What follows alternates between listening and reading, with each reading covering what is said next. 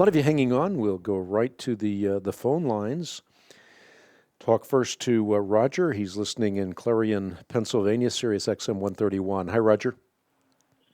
Hi, Hank. Thanks for taking my call. I just had one quick question for you tonight. How biblical or is dispensationalism biblical?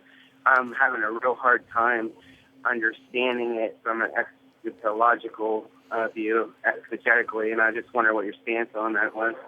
Well, I've written about this in a book called The Apocalypse Code, Find Out What the Bible Really Says About the End Times and Why It Matters Today.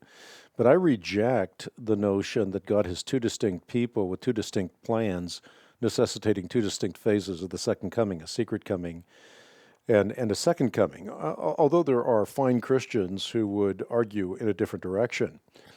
So I think if you ask, what does the Bible say, that's the operative question. You have to test all things in light of Scripture and hold fast to the good.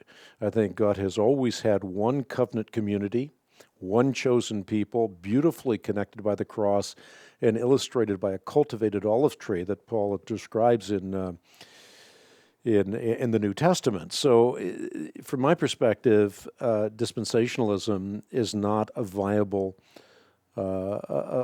biblical concept. But again, as I say, this is something that Christians debate vigorously and ultimately shouldn't divide over. Well, do you think then, as far as that goes, as well known as it is in the world, do you think that that could be part of the reason why the world is the way it is today, because dispensationalism has stepped back because they're waiting for a rapture or whatever? The church is not as an army marching forth to bring God's kingdom rather than looking for a kingdom to come? Well, there's a lot of things that could be said. There are a lot of ideas have consequences.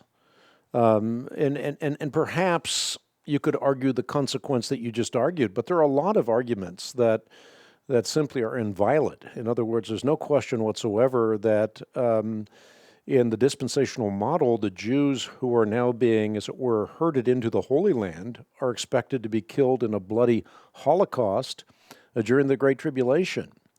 And I see no biblical warrant for that whatsoever, because I don't think that the sins of the sons are visited on the fathers or vice versa. There's an entire chapter in the Bible that underscores that in no uncertain terms. But again, I've written on this in some detail in my book, The Apocalypse Code.